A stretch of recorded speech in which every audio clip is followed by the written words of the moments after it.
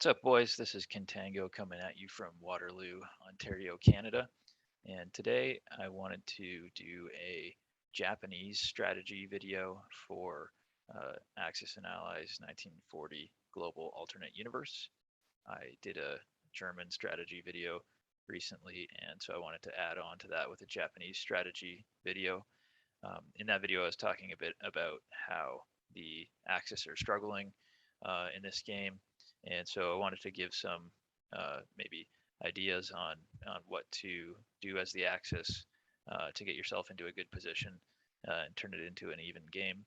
And so we talked about with the Germans needing to get income, take over some territory from the Russians, basically get into this area. And so today we're going to add on to that with the Japanese. So I guess the theme of this strategy is going after Russia and China first.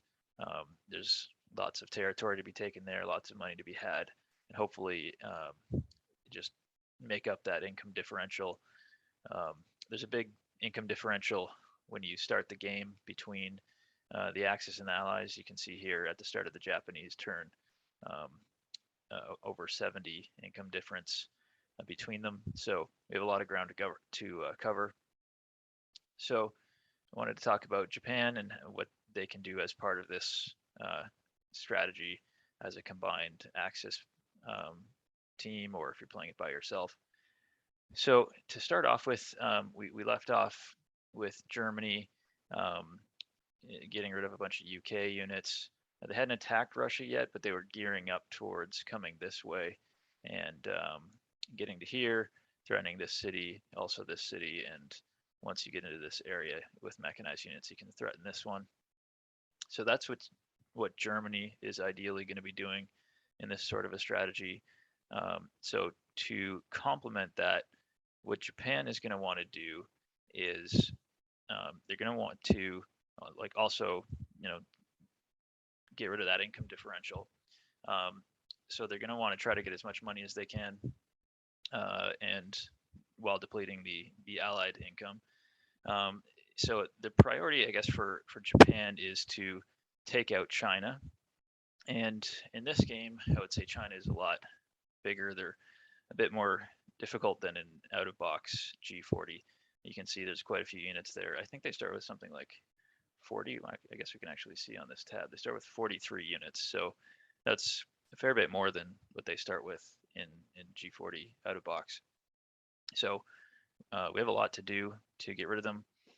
The other thing about Japan in this game is they do start with a little bit more income. So they start with 30. In the base game, they start with, I think it's 26. But in this game, they start with 30. But you don't have as much opportunity to get income in this game as you do in out of box. Well, you sort of do, but it's a bit harder to do. In out of box, you've got the money islands that you can go after. In alternate universe, it's not as obvious. There is this kind of area over here with a lot of money, but that's neutral, and you don't necessarily want to go after it. You can try to get some money from the UK. You can get money from China. Getting this island from the US is a good thing to do. It takes away a national objective for them, and it gives you a national objective. So that's good. And getting these smaller islands up here can also get you a national objective. It's helpful. And getting some of the Russian cities gets you a national objective as well. So what we want to do is we want to take over China as fast as we can. We want to try to trade efficiently all of our units to get rid of the Chinese.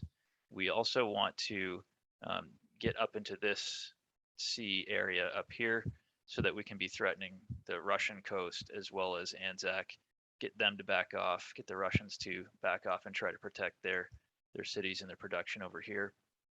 And meanwhile, deny a national objective for Anzac.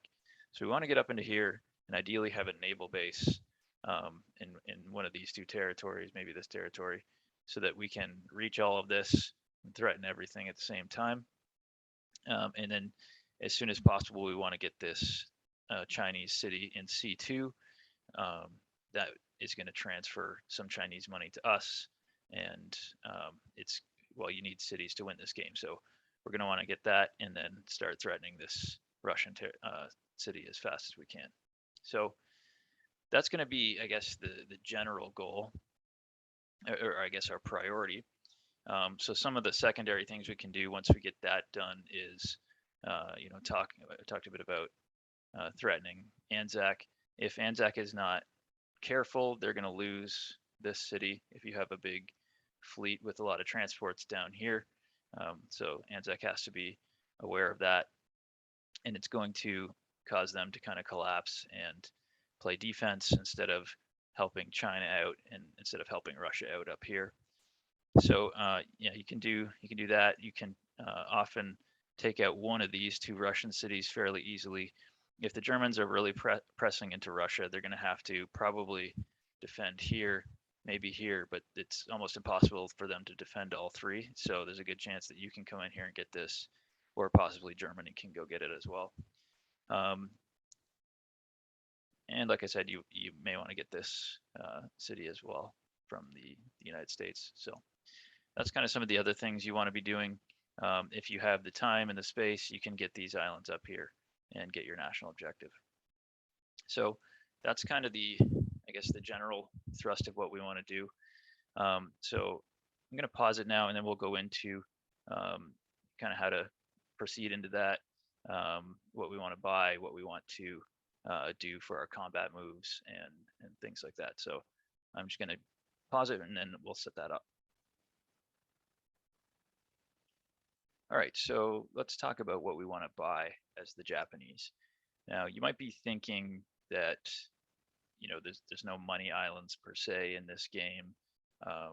Maybe I'm not going after this UK city and factory, which in this case we're not, because we're going after China and Russia first.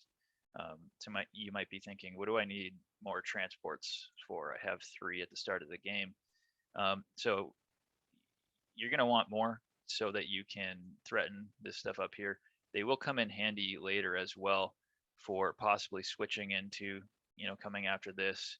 They'll also come in handy for just logistical purposes.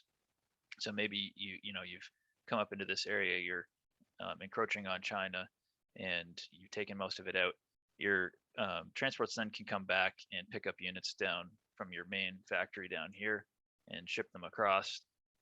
So it is handy to have this factory. You wish it was on the mainland, and you can upgrade this one to a major factory. You can get more factories over here, but you're probably going to want some transports. So I would recommend, if you're going towards this killing Russia, killing China first sort of strategy, that you get 3 on the first turn. You could get 4, but I think we also want to produce something from this factory on the mainland that we already have. So you could do 3 infantry there. I'm actually going to advocate for 2 mechanized infantry instead. That's going to leave us with 1 IPC left.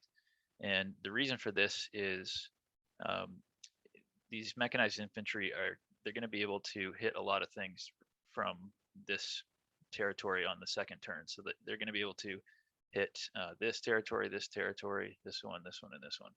So they're going to be good for counterattacking, and if we don't have that opportunity, they're going to be good for, just coming across China in a hurry. So they can go, on the second turn be here, on the third turn be at this city, and on the fourth turn even be going against Russia. Well, I guess they can if they don't have a tank with them to blitz, but depending on how we're doing with blitzing and with our transports, will depend how far they can go. But it's just going to get across China faster than just having plain old infantry. So I'd rather have 2 mechanized infantry than 3 regular infantry in this case.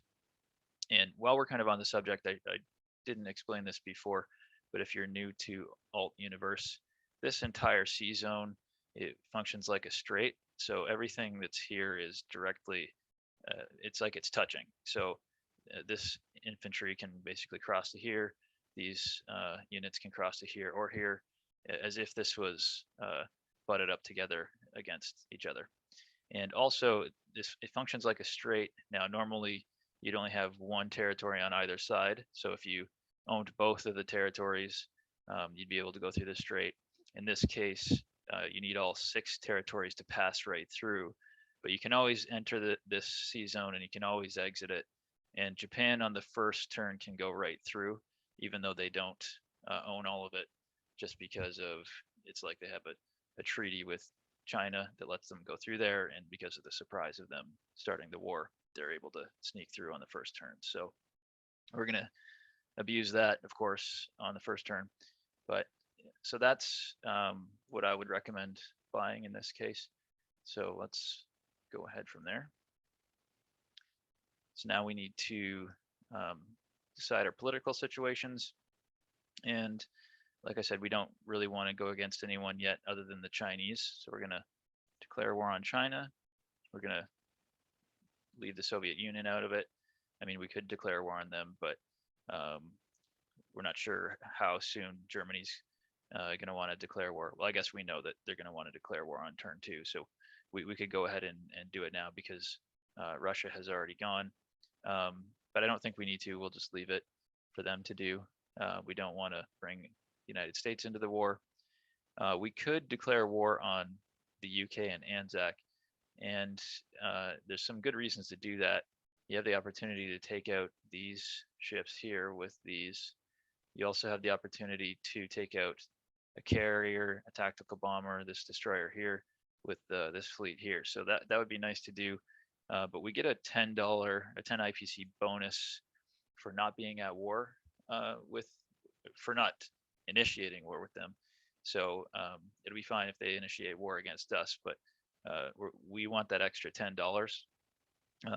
Japan is, a little bit poor to start with, so we want that money. We're going to need it for things like our naval base and for more factories and things like that. So we're not going to declare war on them in this situation. So yeah, so ignoring UK and Anzac, and also ignoring France. So we're done with that. All right, so now we're going to do our combat moves. And the priority here is we want to encroach in as much as we can into China. But I think what you want to do, what I see players do often is just kind of spread their guys out all over the place. And it really gives, I mean, they take over a lot of territory, but they give a lot of opportunity for counterattack. And that actually is something China wants to do, that good Chinese players will do.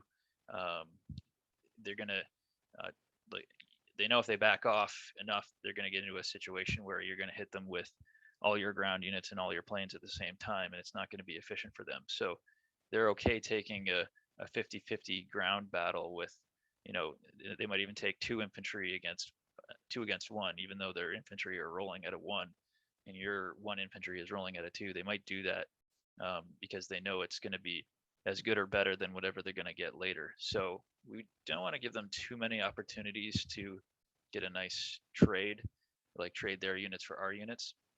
So what I think we want to do is get ourselves into a position where we can attack where they're going to want to be, and we want to have a force big enough that they can't really counterattack us.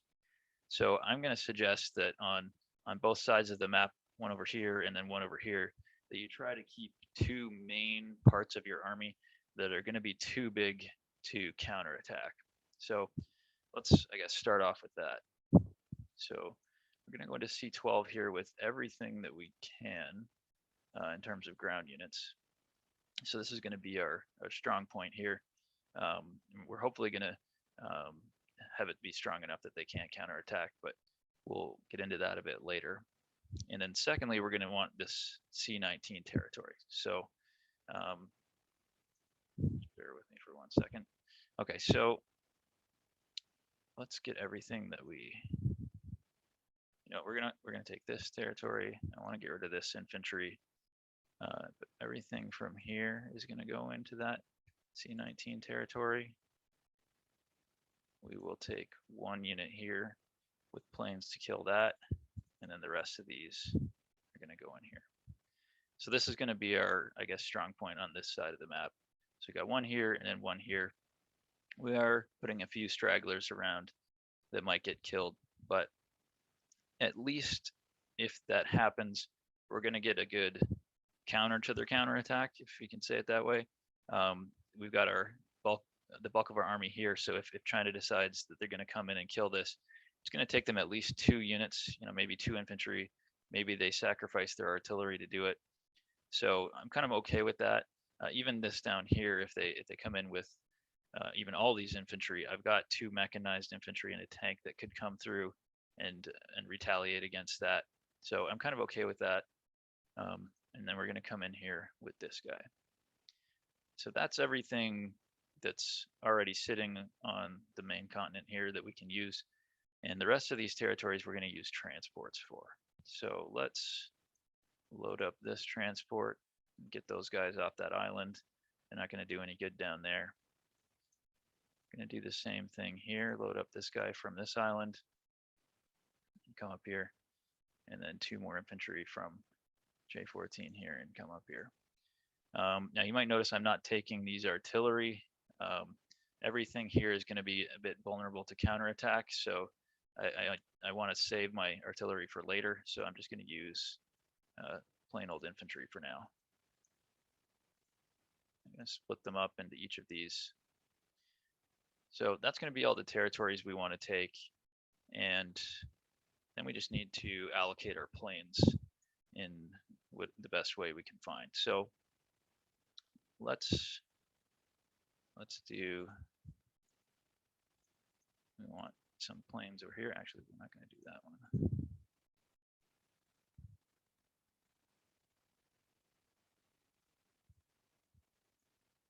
Don't need too many in here. We've got a lot of ground units. These 2 are going to go here, along with these 2, fighter and tactical bomber. This bomber can go here along with these 2. These 4 can go here. I'll send 1 fighter in here. This is hopefully going to be enough to clear this on the first round. So I think that's it. We've got all of our planes in there, except you'll notice this one. I'm actually going to save that plane. I could send it into one of these battles here and have it end up in this territory, but I'm going to save it. And the reason for that is at the end of all this, I want to have a couple of carriers up here. And the reason I want to do that is so that I've blocked this territory from Anzac. Well, I mean, if they declare war, they're not going to be able to go in there. I guess if they don't declare war, they could come in. And they might kind of block my transports that way. But I'm going to have my carriers here, and that's going to project threat up into all of this area. I'm going to have 4 planes on the carriers, and along with some other ships. So you'll see what that looks like at the end. But so I want to have enough planes that can reach up here. So there was 4, 2 fighters and 2 tactical bombers that started here. 2 of them went into this territory, and 2 of them went here. They're going to be able to reach up here, but I might end up killing one of my planes, depending on what happens in this territory. I might have to take one as a casualty, and I'll explain that in a minute. And so I want this as a replacement in case that happens. So that's why I'm saving this plane, even though it could participate somewhere. That's what I want it for. So let's talk about this battle right here. So I'm obviously going to win that, and that's fine, but we need to think about what's going to happen after that. And you've got 10 Chinese infantry that can counterattack along with 1 fighter. And so we want to keep this strong enough that China doesn't really want to do that. So if we go through this battle and China doesn't get any hits, then we're in pretty good shape. Because if China were to attack this with 10 ground units, sorry, I mean like 10 Japanese ground units, so 5, 6, 7, 8, 9, 10, they would only have about a 16% chance of winning that. It wouldn't be great for them, and they would probably lose their plane in the process. So having 10 units here is good. If we had 9 units, then China would have something like a 32% chance of winning. So that's a bit, I mean, still, it would probably be dissuaded from doing it. I don't know, it depends on what the person you're playing against is like. Maybe they're going to do that because they know these guys are going to die anyway. So 9 units is okay, and they might still do it. If you're down to 8 units, though, it's a 50-50 battle. And a lot of players would take that opportunity to just sacrifice all of these guys. They might lose their plane in the process, but to get an even trade basically, and sacrifice their infantry for your Japanese ground units. Um, a lot of players might do that. So you can decide yourself, depending on how many casualties you have to take here, if you want to kill one plane or two planes. But I would recommend that you try to keep at least 9 units here. Um, down to 8, like I said, is a 50-50 battle. So we want to be thinking about what's going to happen when it gets to China's turn. So that's what we're thinking about there. And like I said, we have this one fighter as an extra that can land on carriers here once that battle's over. So okay, so I'm going to pause it now. You don't need to watch me click through all of um, the battles. So I'm going to pause it, and then I'll come back and we'll do our non-combat moves and I guess talk about any final comments. So all right, so I know I said I was going to click through all the combats, but I just realized that I forgot. Neglected to move some of my ships. I wanted to get some of those involved for bombardment in this territory here. So we're going to bring up both of the cruisers into here. We're going to bring this battleship that's as far as it can go. So we'll bring in 3 ships that can bombard. We also have this battleship here, but it's going to end up in here, so it's not going to be able to. So I just wanted to add that. So I'm going to pause it again and then go through the combat, clicking through all the dice rolls. Okay, so all of the battles are done. Let's talk a bit about what happened there. So this was the main territory I was concerned with. I was mentioning earlier about we want to leave enough here to dissuade the Chinese from attacking us. And unfortunately, this worked out perfectly because the Chinese did get 2 hits. So it worked out perfectly to illustrate this. Not that I'm happy about that. It's funny because I think the last 3 games I've played, this has happened. The Chinese got 2 hits. So I don't know why, but it keeps happening to me. But so what I ended up doing is taking 1 infantry as a casualty and then 1 fighter. So that's again why we left this 1 fighter down here to join up with the carriers up here.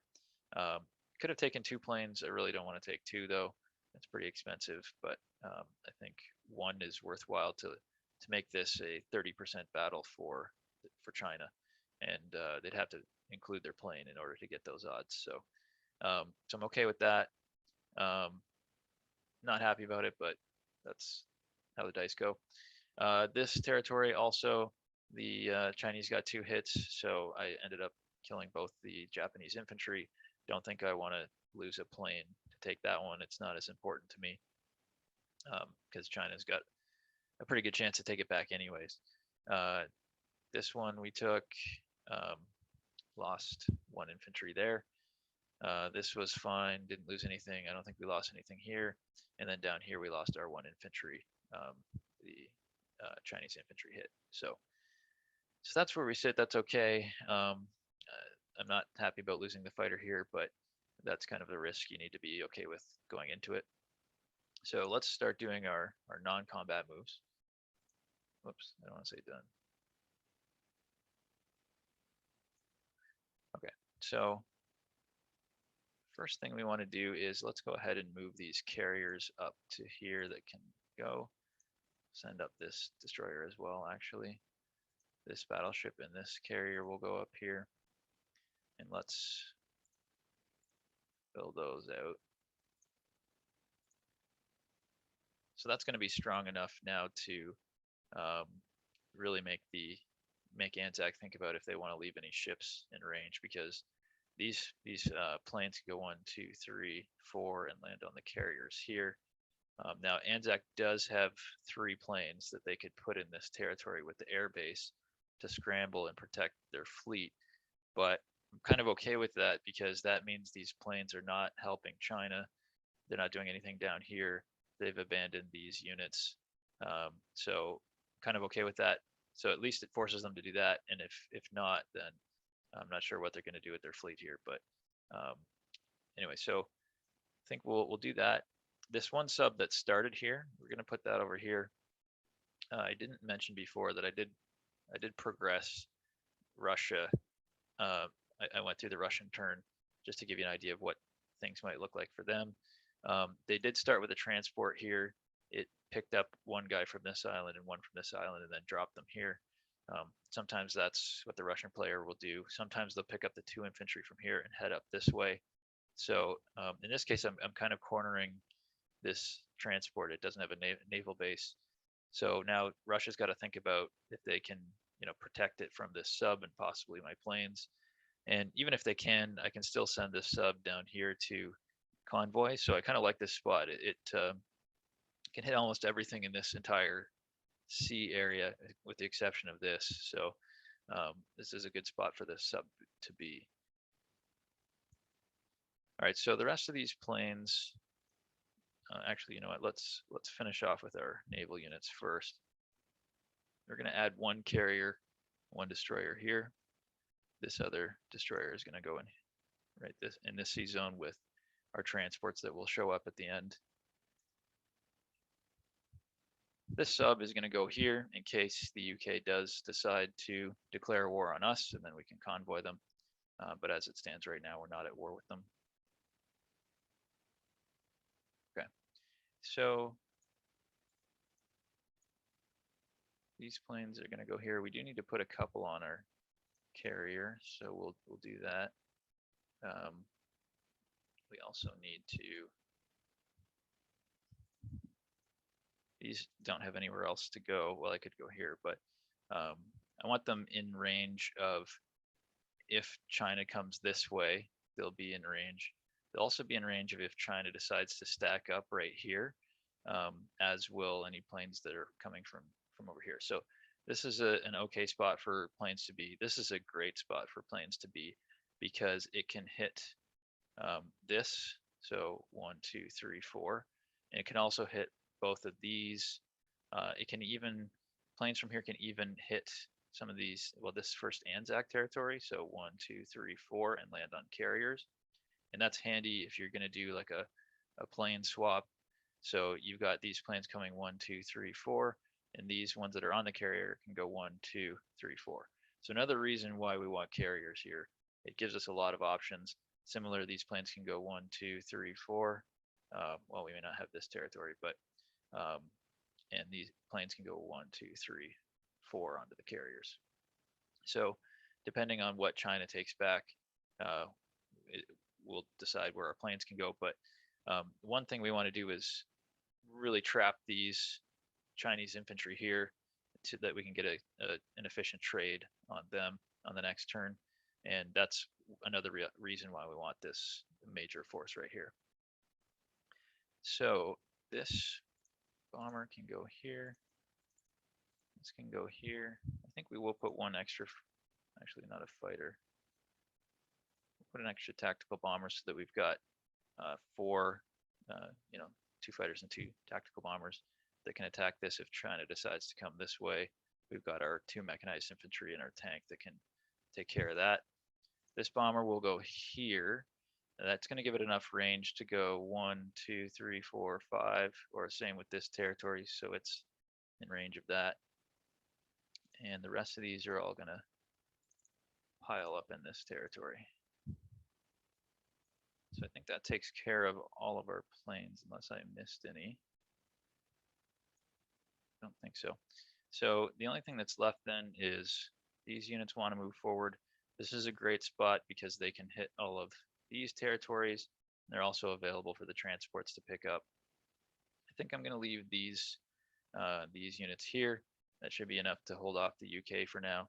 And then depending on what they decide to do, they're probably going to back up, being afraid of us. I mean, we don't have a ton of planes in range. We could use the bomber, but we will have a lot of transports. So if they decide to come forward, we can nail them with our transports in these units. We might not want to do that anyway, but at least that option's available. So, and then these units I'm going to put all together because this is where our transports are going to be. So there's no reason for them to be over here or down here. And I think that's it. I don't think we forgot to move anything. So let me just pause it for 1 minute, see if there's anything I'm missing, and we'll do some final thoughts. All right, so I think I'm good with everything. Let's place our units. So we have 2 mechanized infantry. They're going to be built on the mainland, and then we have our 3 transports. They're going to be built right here. So the unfortunate thing is that on the next turn, they won't be able to roll all the way through here because China is going to own this. Now, they probably would have ended up taking that anyway to deny you the ability to do that, but keep that in mind that if China owns any of these now, since it's not the first turn anymore, we won't be able to completely roll through. Now, these units that are already in the C zone can exit, so that's going to be fine. So now that we've got our units placed, we can see what this is going to look like, and we can think about what we want to do on the second turn and going forward. So we put China in a pretty difficult situation on this side of the map. They've got 10 infantry and 1 plane. And we talked about how this is about a 30% chance to succeed. So they might decide to do that, but that's basically going to use up their entire force and possibly kill their plane as well. And even if the plane survives, it can't go too far because it can only go 4 spaces. So 1, 2, 3, 4. It would have to land here and then be under threat from our transports and all our planes. So chances are, if they do decide to do this, this plane is done for. So China might decide to move these guys here. They might decide to move them back. They might decide to put their purchases with them, which they can afford 4 more infantry. Anzac might add to that. These 2 infantry, they could transport some down.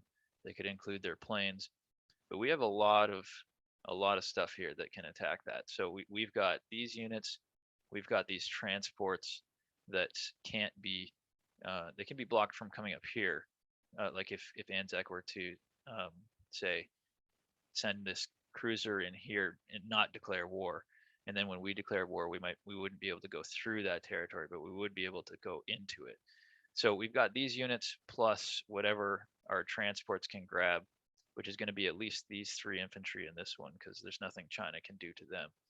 So we're going to have a large ground force plus what would it be? 4, 5, 6, 7, 8, 9, 10, 11, 12, 13, 14 planes. So whatever China decides to do, they're pretty much toast over here.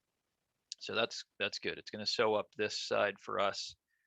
Anzac is going to be on the back foot. They're going to see all these transports, and they're going to be worried about losing their factory. So they're probably going to start heading backwards instead of forwards, which is what we want. So we can take out the Chinese here. This plane is probably going to retreat over here. And I haven't really explained this, but China gets a national objective, a small mini national objective for each of this area, and this area that they own. They're going to get an extra 2 IPCs as kind of like Lend-Lease, or it's kind of like the Burma Road split up into 3 different areas from the out-of-box game. So if we can jump on this territory, that's going to eliminate at least $2 from that national objective for China. And we do want to do that because China can get a lot of money in this game. So we want to get rid of that as soon as possible. So our long range plans here are going to be to kill wherever these Chinese units go. We want to get rid of them, finish that off. And ideally these transports can then on the second turn come up here, and whatever's remaining from these units is then set to jump on these transports and go wherever. So on these islands, over this way, whatever they need to do, or against Anzac along here, but they're set up and ready to go. So that's probably where these transports are going to go.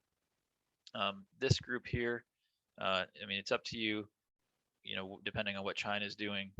If you're going to be able to take this territory and keep it, you can go there, and that's a great spot because it borders on almost everything. But ideally, you want to get up here to this city and sync up with kind of the units that are coming from this, these 3 mechanized infantry. So we want to kind of sync up and with whatever's coming on our transports and push China out of here they're probably going to get pushed back to here, maybe even into this Russian territory. So that's kind of our long range plans to keep heading up this way. Like I said, we're probably going to take this out. We want to head this way. This is one area that we're not really doing anything about. If China decides to hang out down here, build more units, I'm kind of okay with that because this is where, you know, this is where I really want to be. And if they're hanging out here, that doesn't really hurt me that much. I mean, they might push forward into this area, but I can kind of deal with that later with transports. So this is the thing that worries me least about what China might be doing. So if they're building units down here, I'm kind of okay with that.